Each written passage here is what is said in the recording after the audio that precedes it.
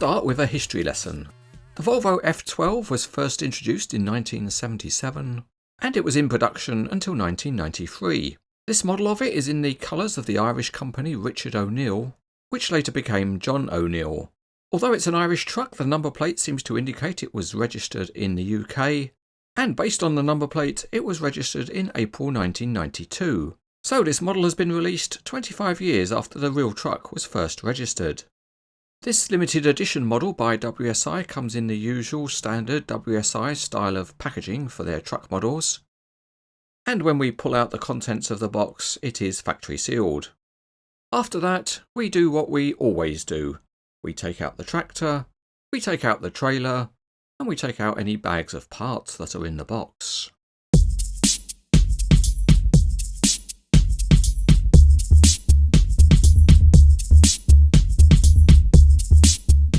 For the F12 there's only one thing to do, and that's to put a pin in the towing hitch. And then we can join up the tractor and the trailer.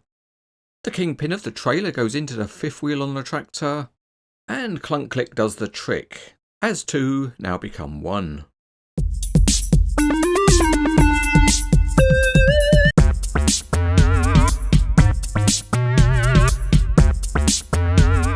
The Volvo F12 is very nicely modelled, and it starts with the chassis, which is nearly all in metal. And WSI has done an excellent job with the Volvo F12 Globetrotter cab. And the front grille is certainly convincing. The graphics are particularly good, and they're very high quality. They are on the back of the cab as well, and there's also a plastic chromed exhaust. At the back, a very nice touch is the diamond plating graphics on the wheel arches, and the standout wheel trims. The trailer seems to be a 4-axle Boss House unit, and so it's a little bit modern to go with the F12. Looking underneath, the trailer is highly detailed, and that continues on top where the inlaid plastic replica timbers are nicely detailed. At the back, the loading ramps look nice and they're secured with nice chains, and the trailer has the same historic number plates.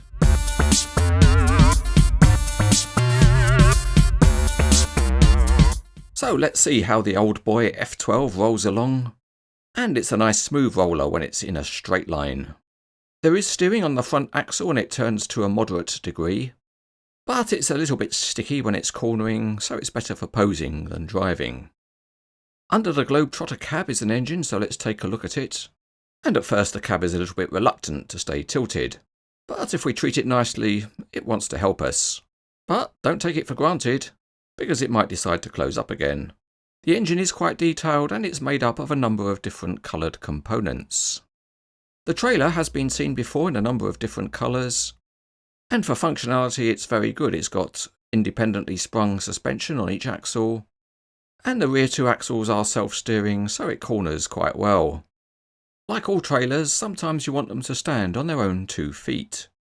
This one has nice landing legs which can be lowered by unscrewing, and the pistons are nice and smooth-sided. Once you've got them lowered, then the trailer deck stands nice and firm on the 2 landing legs. The trailer also has a number of optional features, and that includes a large number of metal deck posts which can be put in a variety of locations, and the deck width can be fully extended down both edges with little timber beams which span across the pull-out beams. Also included with the trailer are a set of container locks. As usual for this type of semi-trailer, it's extendable, and by pulling it apart you get a significantly longer trailer. We will now make use of that length by carrying a load, and the first thing we'll do is to put in a support beam, and that's held in place by a couple of the deck posts. We now have a level support between it and the gooseneck, so we can put on some big long beams as a load. And in case you're wondering, these beams are probably older than the real truck. Let's now try a different kind of load, and a set of ramps are included to give access to the gooseneck. And if we pop off the chains, we can lower the ramps. They lower smoothly and make good contact with the ground. So now we're ready, and it's over to the team to get the load on board.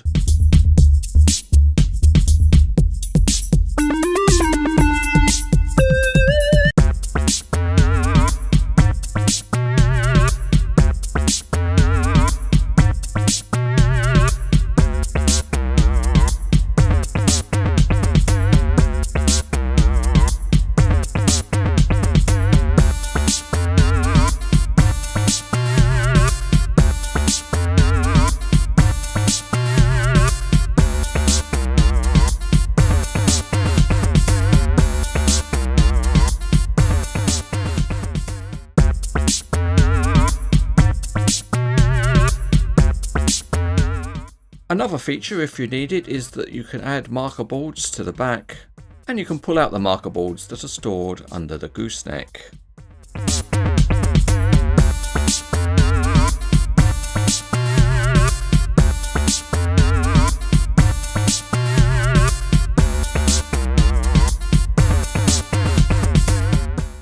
It's always nice to see models of historic equipment, and WSI Models has done an excellent job with this Volvo F12.